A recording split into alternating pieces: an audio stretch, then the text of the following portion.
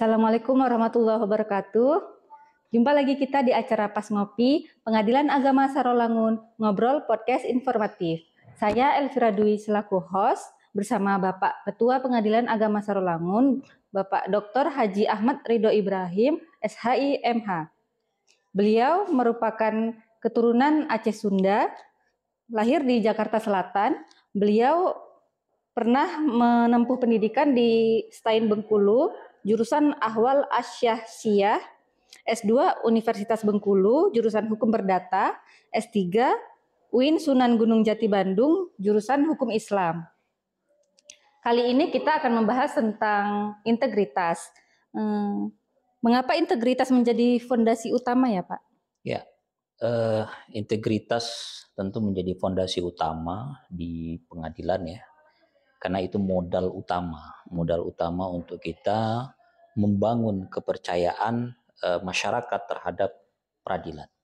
Itu menjadi fondasi. Gitu.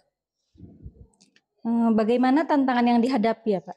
Kalau tantangan yang dihadapi memang ya tentu kepercayaan masyarakat terhadap kita pengadilan agama ya dengan minimnya kepercayaan masyarakat terhadap dunia peradilan, ini harus kita jawab dengan memupuk nilai-nilai integritas dalam diri kita, baik secara internal maupun secara eksternal. Ini apa langkah konkret untuk memperkuat itu ya Pak? Oke, kalau berbicara langkah konkret, ya, langkah konkret untuk kita membangun integritas tentunya tidak hanya di pengadilan agama, tetapi juga di dunia peradilan. Yang pertama, ibda binafsik, mulailah dari diri sendiri, ya. Nah, di mana tentu ya masing-masing personel pengadilan agama itu menjadi contoh bagi dia diri sendiri untuk menjadi role model ya. Tentunya terutama pimpinan menjadi role model bagi para anggotanya, sehingga dengan pimpinan menjadi role model itu tentu akan ditiru dan digugu. Jadi itu yang pertama. Jadi role model, pimpinan menjadi role model. Kemudian yang kedua, kita sekarang sudah ada yang namanya ya sistem pengawasan ya. Sistem pengawasan kita ya sebagaimana peraturan Mahkamah Agung ya yang sudah dikeluarkan oleh pimpinan kita di Mahkamah Agung, Ketua Mahkamah Agung sesuai dengan Perma ya nomor 7, kemudian nomor seterusnya, itu di mana kita ditekankan untuk meningkatkan disiplin, kemudian juga integritas baik di lingkungan kantor maupun di luar. Kemudian yang terakhir tentu pengawasan ini juga dilakukan oleh pengadilan tinggi atau tingkat banding, dan ini sudah ada alhamdulillah sekarang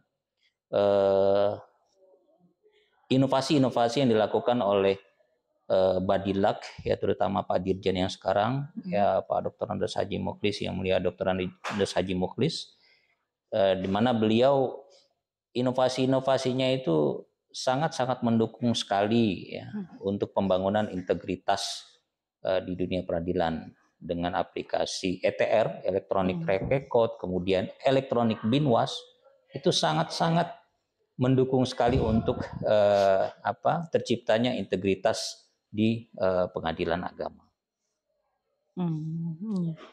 Ngomong-ngomong Pak, sebenarnya makna integritas dalam konteks pengadilan agama itu apa ya Pak?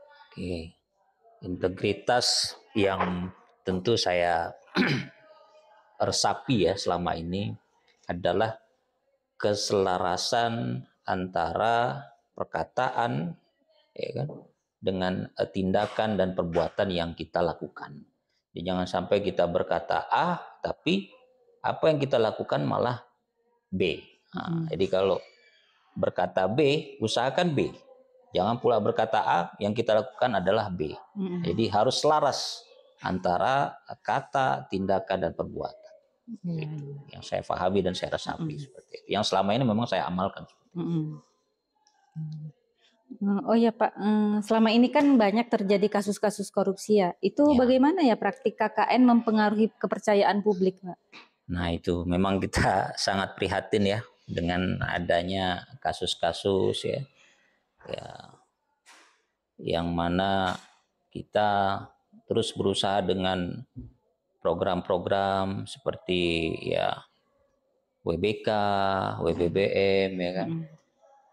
Itu sebenarnya adalah program-program yang memang dibangun untuk mencegah terjadinya praktek korupsi, dan kita alhamdulillah Pengadilan Agama Sorolangun sudah meraih WBK, dan raihan WBK itu ya yang telah diraih pada tahun 2021 harus dipertahankan, karena sama-sama kita tahu nih mempertahankan itu lebih sulit daripada meraih. Jadi ya ini juga menjadi semangat tersendiri bagi saya dan juga kawan-kawan rekan-rekan di Pengadilan Agama Sorolangun untuk semangat mempertahankan WBK tidak hanya dalam tataran teoritis saja, tapi juga dalam praktek-prakteknya. Nah, tentu WBK ini ya adalah raihan yang sangat positif yang sudah didapat oleh Pengadilan Agama Sorolangun, dan tentu ya kita tidak berpuas untuk ini saja, kita akan menyongsong lagi ya untuk WBBM dan SMAP. Nah, ini ada dua agenda ini. Jadi WBBM sama SMAP. Jadi WBBM ini kan adalah program yang memang termasuk dicanangkan oleh Dirjen Badilak, masuk dalam program prioritas Badilak, dan juga SMAP. Nah, kalau SMAP ini dia lebih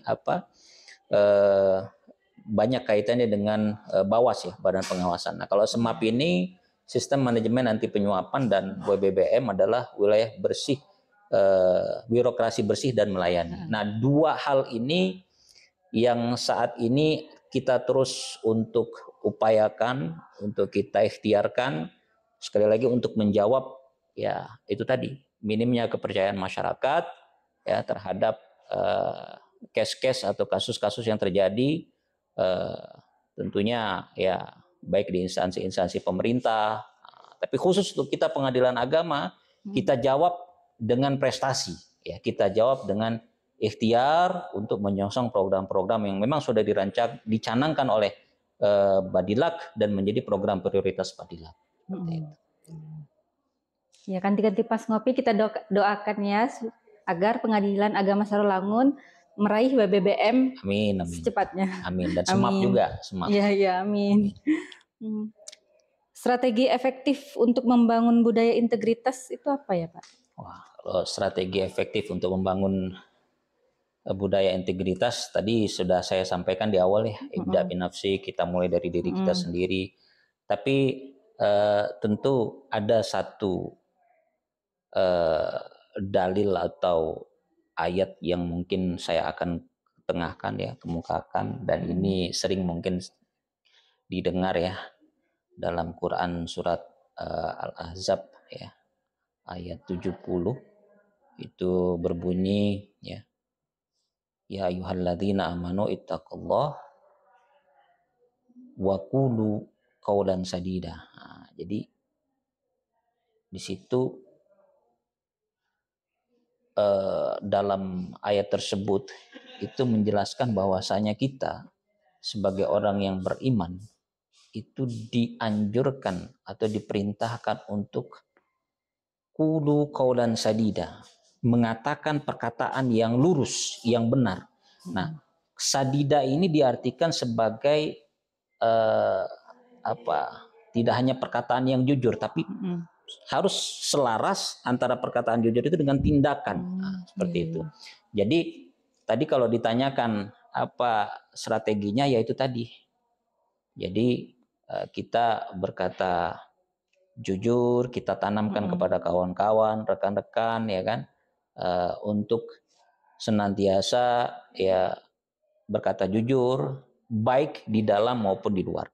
Nah, tentu tidak cukup hanya dengan berkata jujur, kita juga harus imbangi dengan pelayanan kita yang prima kepada masyarakat pencari keadilan, kemudian juga kita sering melakukan MONEV ya, monitoring dan evaluasi terhadap pelayanan kita kepada masyarakat. Mungkin ada yang kurang atau ada yang mungkin selama ini masih belum maksimal, kita maksimalkan. Itu yang menjadi strategi kita. Bagaimana ya Pak peran teknologi seperti e-court dalam meningkatkan transparansi, Pak? Oke, kita sangat bersyukur sekali dengan adanya e-court yang memang sudah diimplementasikan di pengadilan agama, tentu tidak hanya di pengadilan agama, tapi juga di peradilan umum. Dan ini khusus di pengadilan agama menjadi program prioritas Badilak juga yang dicanangkan oleh Pak Dirjen, yang mulia Pak Dr. Andes Haji Muklis ya, di mana e-court ini yang pertama adalah mengurangi akses kita ya dengan masyarakat. Jadi dengan electronic court ini kan bersidang itu kan intensitasnya lewat online ya, litigation ya. Oh iya. Sehingga intensitas pertemuan antara para pihak dengan pelaku-pelaku yang mungkin dikhawatirkan akan menjadi celah untuk timbulnya permainan perkara, dengan e-court ini itu sebenarnya jawaban sehingga celah itu menjadi tidak ada. Itu yang pertama. Yang kedua, azas sederhana, cepat dan biaya ringan itu dapat terimplementasikan secara baik dengan adanya perkara e-court itu. Karena kenapa? Kalau dulu itu masyarakat pencari keadilan datang ke kantor, datang ke pengadilan, ketika bertanya mengenai biaya berapa sih biaya untuk mengajukan perkara di pengadilan? Oh ternyata sekian juta, bahkan 1 juta lebih, ya kan? Atau bahkan ya sampailah ya berjuta-juta lah gitu seperti itu. Tapi dengan adanya ya e-court ini ya, yang tadinya radius itu pemanggilan itu jumlah nominalnya ya lumayan ya, bisa membengkak karena tergantung dengan radius panggilan. Kalau panggilannya semakin jauh maka otomatis kan jumlah biaya perkaranya akan semakin besar. Nah dengan adanya e-court ini kita panggil melalui elektronik, kemudian melalui surat tercatat, panggilan itu sangat-sangat terpangkas.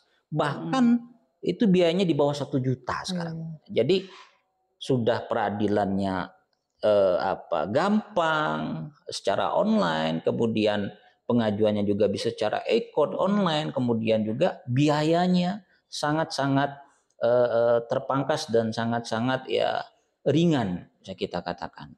Jadi itu tadi ya banyak sekali manfaat yang dirasakan dengan adanya e-court. Maka kami ya terutama di Pengadilan Agama Sarawangun sangat mendukung penuh program Badilak untuk mengimplementasikan 100% perkara e-court di Pengadilan Agama Sarawangun.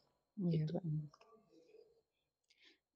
Bagaimana masyarakat bisa berkontribusi mengawasi integritas hakim, Pak? Oke, kami tentu berharap kepada masyarakat ya di wilayah Kabupaten Sarawangun untuk sama-sama kita menjaga untuk terciptanya ya peradilan yang bersih ya, dalam artian apabila ada hal-hal yang tidak pas silahkan laporkan kepada kami, atau mungkin ada penyelewengan atau mungkin anggota-anggota kami yang bermain perkara, atau mungkin di luar anggota kami yang mungkin mengambil kesempatan mengatasnamakan pengadilan bermain perkara. Nah, itu silahkan laporkan kepada kami ada layanan pengaduan, silahkan laporkan ke situ. Bahkan Mahkamah Agung pun juga sudah menyediakan sarana yang namanya SIWAS ya, sistem aplikasi ya pengawasan seperti itu. Apakah ada mekanisme pelaporan pelanggaran etik yang mudah diakses, Pak? Ya itu tadi Itu yang tadi. yang mudah diakses itu adalah salah satunya Siwas. Jadi dengan adanya Siwas ini masyarakat bisa dengan mudah untuk melaporkan apabila adanya penyelewengan atau indikasi-indikasi yang mengarah kepada penyelewengan di aplikasi Siwas tentunya. Lalu gimana dengan masyarakat yang awam terhadap aplikasi ya Pak? Kurang paham IT gitu Pak? Tentu ketika mereka datang ya, ketika mereka datang ke pengadilan, kemudian mereka tidak paham dengan IT. Kita ada di PTSP itu ada meja informasi, ya, meja pengaduan. Nah, kita akan melayani di sana. Seperti itu. Apa yang mereka ingin adukan atau ada hal-hal yang mungkin mereka ingin komunikasikan atau ya mungkin ada yang kurang pas ya kan dengan pelayanan pengadilan, itu silahkan datang ke pengadilan. Apa pesan terakhir untuk para aparatur pengadilan agama dan masyarakat, Pak?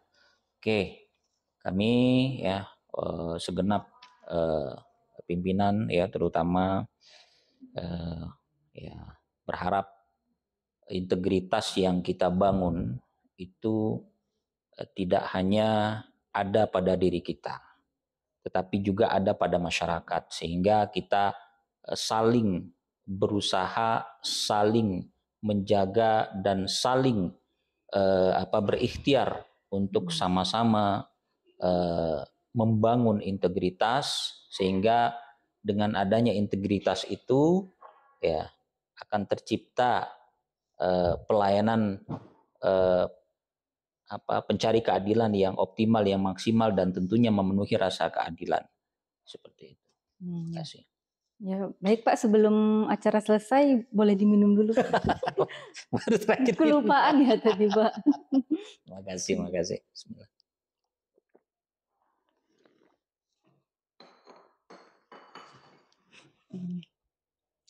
Baiklah, demikian acara kita kali ini.